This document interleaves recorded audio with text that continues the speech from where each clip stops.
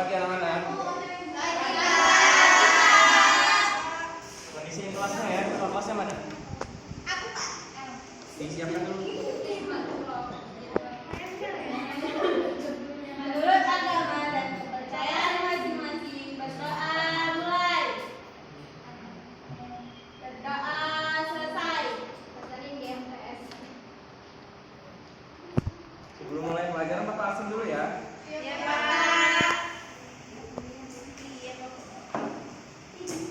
Saka Maratika, ada. Lili Anissa, Bella Safira, Rian Wijaya. Gak ada yang akan masuk ya? Apa? Ya, kan kamu tadi udah, kelasnya udah kepada tahapan.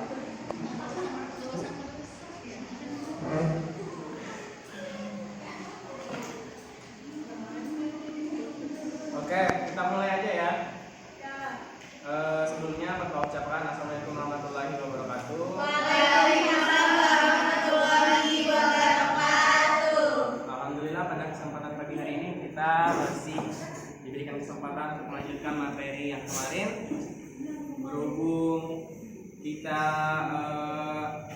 mengejar waktu, kita deadline untuk melaksanakan UTS minggu depan, jadi waktu pelajarannya Bapak percepat ya. Gimana kabarnya? Pada sehat? Sehat. Ada yang tahu nggak kita mau bahas materi apa hari ini? Apa? Oke, ini lanjutan yang kemarin ya. Kalau kemarin kita membahas sistem saraf pada manusia itu sistem saraf pusat. Untuk pertemuan hari ini kita akan membahas sistem saraf tepi pada manusia. Masih ada yang ingat materi minggu lalu sistem saraf pusat? Agis, boleh silakan. Jadi minggu lalu kita mempelajari tentang sistem saraf pusat. Sistem saraf pusat itu terdiri dari otak, sumsum tulang belakang, saraf head, saraf otot neuron, dan saraf karinal. Oke, benar sekali ya anak-anak. Jadi minggu lalu kita udah mempelajari sistem saraf pusat, di mana sistem saraf pusat ini terdapat atau tersusun oleh 4 komponen, yaitu sistem otak, di mana sistem otak ada otak besar, otak tengah, dan otak kecil. Yang kedua ada sumsum tulang belakang, yang ketiga ada sel neuron, dan keempat ada saraf kranial. Jadi sebelum kita mulai pembelajaran, Bapak harap materi kali ini dapat disimak dengan baik dan bermanfaat untuk kita semua. Untuk melanjutkan materi minggu lalu, di mana pada ulasan materi ini akan memperdalam pelajaran minggu lalu yang akan kita terapkan pada untuk bahan ajar nanti kita UTS. Oke, langsung aja Bapak mulai. Sistem saraf pada manusia. Dan di sini kita mulai dengan sistem saraf tepi. Sistem saraf tepi udah biasa ya kita dengar. Biasa juga disebut sistem perifer, adalah bagian dari sistem saraf yang di dalamnya terdiri dari sel-sel yang membawa informasi dari sistem saraf tepi yang terletaknya di luar otak, sumsum tulang belakang, jaringan saraf yang menghubungkan sistem saraf pusat antara otak dan sumsum tulang belakang yang akan disebarkan di saluran ke seluruh tubuh. Nah, jadi sistem saraf tepi ini sangat berperan penting selain sistem saraf pusat, karena sistem saraf tepi ini sangat berpengaruh untuk menyalurkan dan mengkoordinasi antara segala sistem yang ada di segala sistem saraf yang ada di tubuh untuk disalurkan dan disebarkan ke dalam tubuh. Kemudian sistem saraf ini terdiri dari 2 komponen, yaitu komponen saraf somatik dan saraf otonom. Di mana saraf somatik ini berfungsi untuk menyampaikan informasi saraf secara sensorik dan motorik dari mata, kulit, telinga, dan ke sel saraf pusat lainnya. Contohnya otot berkontraksi, terus otot relaksasi, kemudian memungkinkan tubuh untuk bergerak. Nah, jadi sistem saraf otonom juga untuk mengatur kelenjar dan organ tubuh tanpa usaha dan disengaja, serta mengontrol aktivitas yang kita lakukan saat tanpa memikirkannya. Contohnya aliran darah, detak jantung, pencernaan, dan juga pernapasan.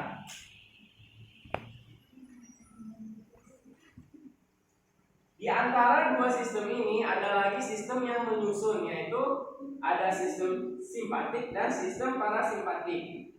Jadi dalam dua sistem ini disusun lagi oleh dua sistem saraf, ada dua cabang lagi. Nah, cabang yang pertama simpatik, yaitu mempersiapkan tubuh untuk merespon dan mengeluarkan energi saat ancaman. Contohnya ketika kelenjar keringat meningkat aliran darah kotor atau meningkatnya laju pernapasan dan lain-lainnya. Hampir sama dengan ekspresi ya. Jadi kalau kita kelenjar keringat tiba-tiba keluar banyak dan kita merasa cemas, itu dikoordinasi oleh sistem simpatik. Nah, kemudian sistem kedua itu ada parasimpatik yang membantu menjaga fungsi tubuh agar tetap normal. Contohnya setelah ancaman berlalu atau setelah kecemasan berlalu, maka sistem saraf ini akan mengkoordinasi detak jantung dan menjaga pernapasan akan untuk berelaksasi.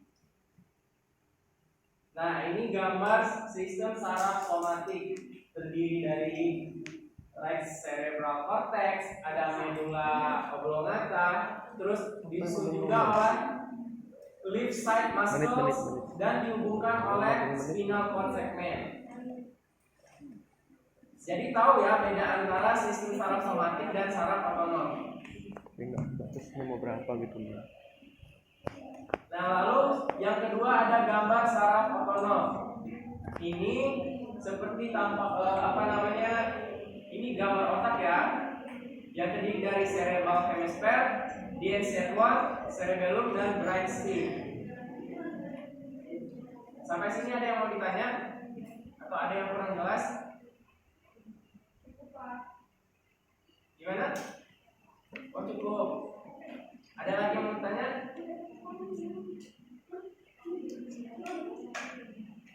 Oke, kalau gitu biar ulasannya tambah diingat, biar enggak lupa, Bapak tanya lagi, coba tanya lagi ya. Ada yang bisa jawab nggak? Coba sebutin yang udah Bapak jelasin tadi, saraf susunan yang menyusun dari saraf tepi.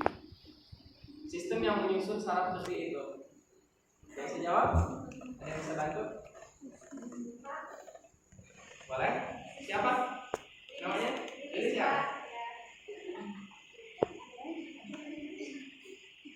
Terdiri dari sistem saraf somatik dan sistem saraf otonom. Itu aja? Ya, Pak. Ada tambahan? Pak. Cukup. Sebelah sini ada yang mau nambahin? Saya, Pak. Boleh? Siapa namanya? Jadi sama. Orang disuruh sama. Jadi benar kata Kak Lilis, ada dua yaitu sistem saraf somatik sama sistem saraf otonom. Yang dimana sistem saraf otomatik itu berfungsi untuk menyampaikan informasi saraf sensorik dan motorik dari mata, telinga, kulit, dan otot ke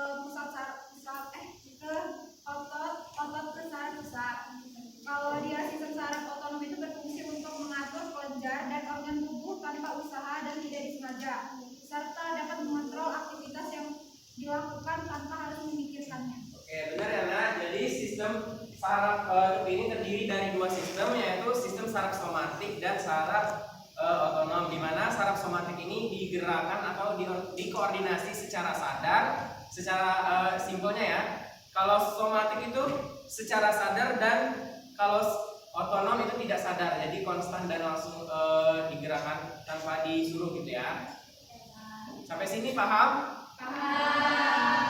Nah, selanjutnya Bapak akan kasih lembar diskusi untuk kelompoknya masing-masing.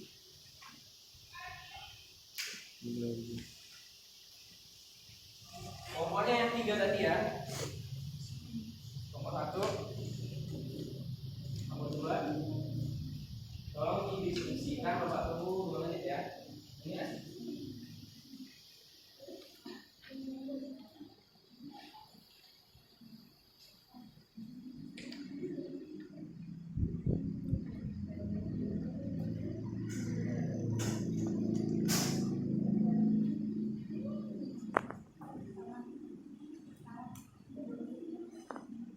Boleh? Silakan. Salah satu aja. Saya, Pak. Yang pertama tadi ada soal tuliskan nama dan fungsi dari sistem saraf penting. Yang pertama ada saraf somatik yang dimana untuk menyampaikan informasi saraf sensorik dan motorik dari mata, telinga, kulit, dan otot ke saraf pusat. Lalu yang kedua ada saraf otonom. Dia fungsinya untuk mengatur kelenjar dan organ tubuh tanpa usaha dan tidak disengaja, serta dapat mengontrol aktivitas yang dilakukan tanpa harus memikirkannya. Oke, kurang lebih seperti itu ya. Kelompok lain yang sama boleh disamain, nanti dikumpul oleh ketua kelasnya, nanti dibawa ke kantor. Nah, jadi kurang lebih seperti itu ya. Untuk mata pelajaran hari ini bagian sistem saraf tepi itu dimana tadi terdiri oleh dua sistem saraf yaitu somatik dan otonom. Nah, jadi ada yang ingin menyimpulkan pelajaran hari ini? Boleh, silakan. Jadi sistem saraf itu atau saraf perifer adalah sistem saraf yang mengirimkan informasi dari dan ke otak serta seluruh tulang belakang. Terdiri dari dua macam Pak. Yang pertama sistem saraf somatik dan otonom. Dan ada dua cabang sistem saraf ini yaitu sistem simpatik dan sistem parasimpatik Pak. Oke, terima kasih. Ya, namanya siapa, Nak? Afifah. Oke, itulah yang dapat Bapak simpulkan ya. Benar yang dibilang sama temannya. Kemudian Bapak rasa cukup materi hari ini. Saya Bapak ucapkan terima kasih. Wassalamualaikum warahmatullahi wabarakatuh. Waalaikumsalam warahmatullahi wabarakatuh. Jangan lupa tugas resu nanti dikumpul ya. Bapak tunggu sampai jam 12 malam dan materinya akan Bapak kirimkan di grup WhatsApp.